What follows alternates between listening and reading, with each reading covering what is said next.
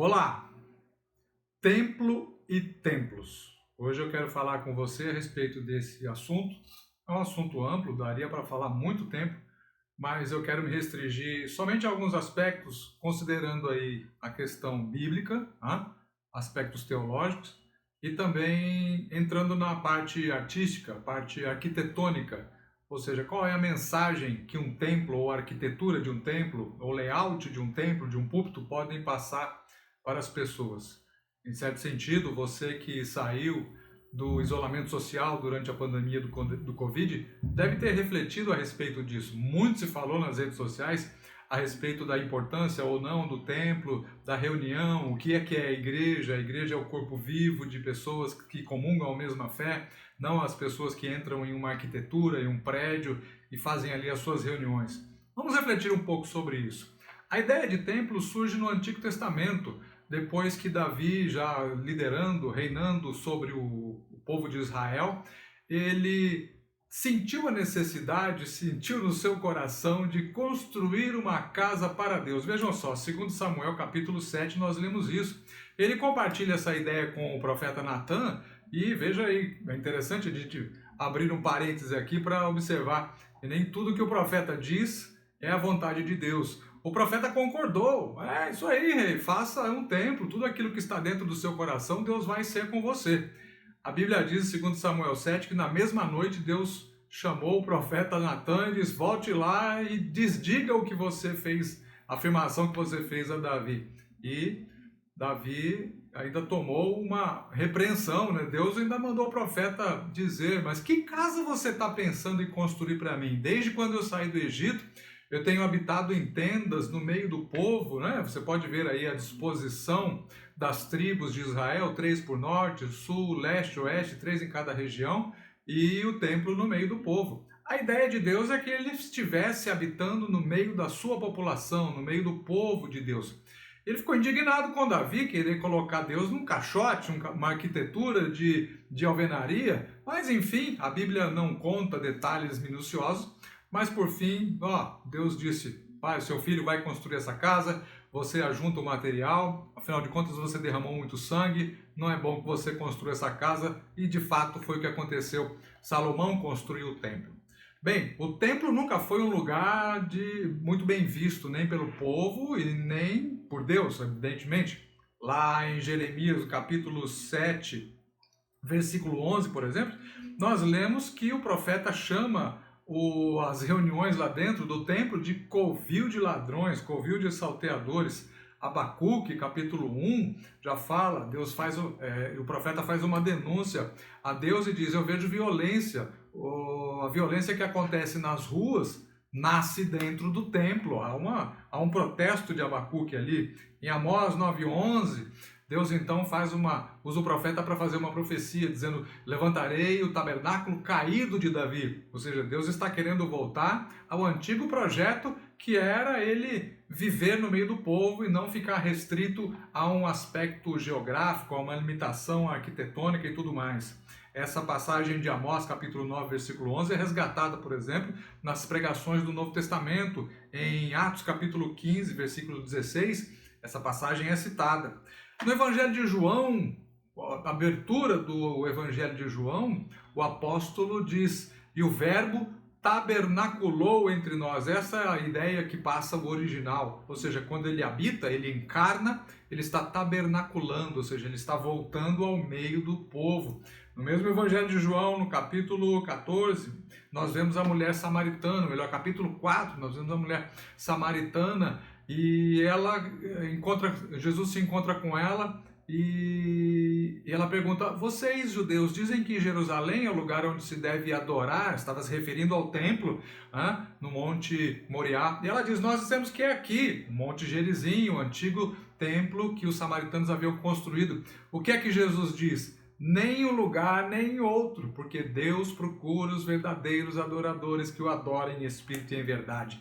E aí nós podemos ir mais para frente, Mateus 24, quando os discípulos, juntamente com Jesus, saindo do templo, final de tarde, certamente o sol bateu nas folhas de ouro do templo, refletiram aquele reluzir bonito. Isso chamou a atenção dos discípulos que disseram: olha, mestre, que obra, que estrutura, que construção.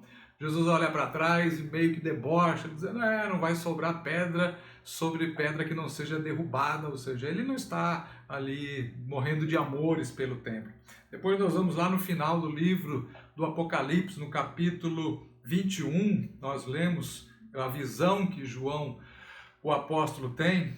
Ele diz que viu a cidade santa, Jerusalém, que descia do alto, e ele diz: eu não vi nela santuário algum, não vi nela templo algum, porque o seu santuário é o Senhor, o Deus Todo-Poderoso e o Cordeiro. Ou seja, Deus finalmente vai conseguir estabelecer ali a sua própria vontade. Se nós voltarmos um pouco, primeira carta do apóstolo Paulo, capítulo aos Coríntios, no capítulo 6, versículos 19 e 20, nós vemos que o apóstolo diz: vós sois o templo do Espírito Santo, né? Ou seja, a igreja. Ou seja, na igreja Deus está realizando o seu propósito de habitar no meio do povo. Então, de fato, não são os prédios, muitas vezes caros, que drenam dinheiro, drenam recursos que são caros aos seus membros para construir obras faraônicas e desprezam muitas vezes as necessidades que o povo tem.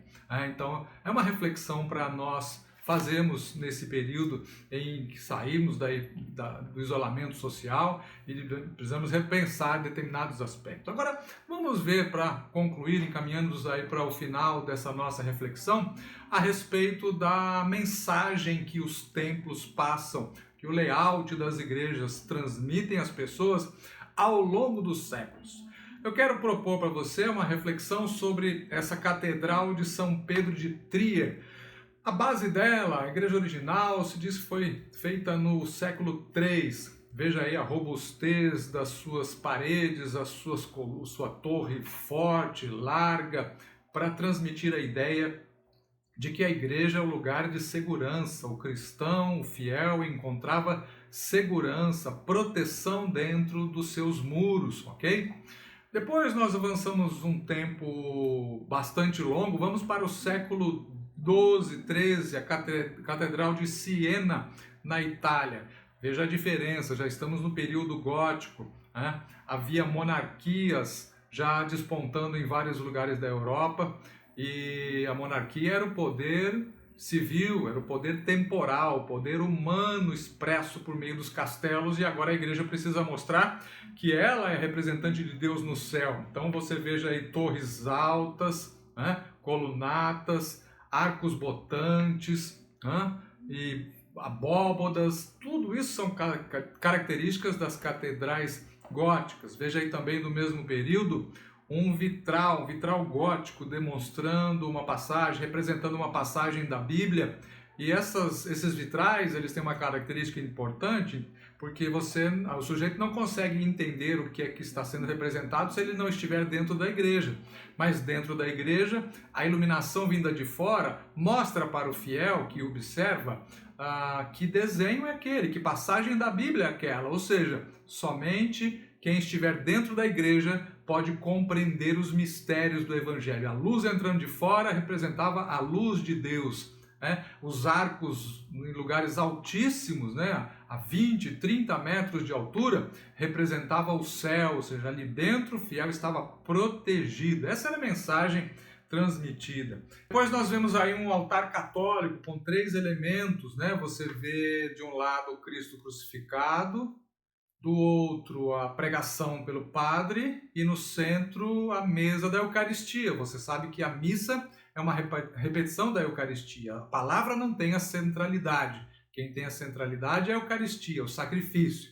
Depois uma catedral da igreja Santa, um púlpito, ou melhor, da igreja Santa Maria Virgem em Oxford. Aí já houve uma mudança, é uma igreja com características anglicanas.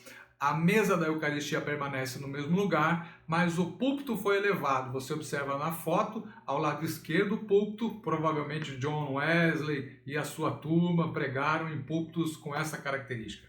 Depois, mais à frente, né, as igrejas já protestantes, uma igreja batista, por exemplo, você observa que já não há mais o Cristo crucificado, não há mais a palavra de escanteio no canto do púlpito, a palavra agora ocupa o centro das atenções da igreja. Por quê? Sola Escritura. A centralidade é da palavra e essa mensagem que esse layout, esse desenho de púlpito está transmitindo para as pessoas que estão ali, ok? Depois, um púlpito já na pós-modernidade. Na pós-modernidade, a exacerbação do indivíduo é o que conta. Então você não vê nem púlpito, nem Cristo, nem mesa, nem nada. Apenas uma pessoa e um farolete de luz iluminando ela, dizendo para você, olha, o que está ao redor não importa. O importante é você imitar o que esse cara faz, o que esse sujeito diz para você ser bem-sucedido, para você ter sucesso. A centralidade é do indivíduo. A igreja sequer aparece porque toda ela está apagada, a igreja não tem iluminação.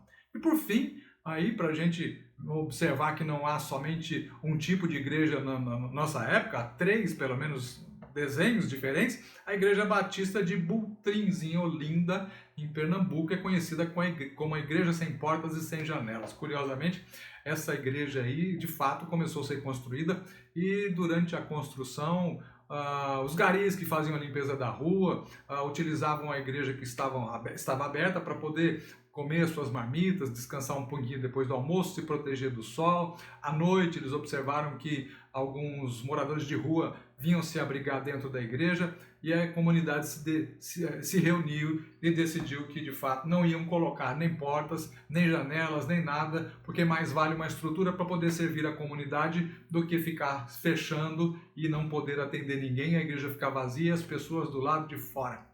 Então, essas são mensagens que os desenhos, a arquitetura, o layout das igrejas transmitem para nós. São mensagens que nós devemos refletir a respeito dela. Que mensagem a sua igreja dá para o mundo?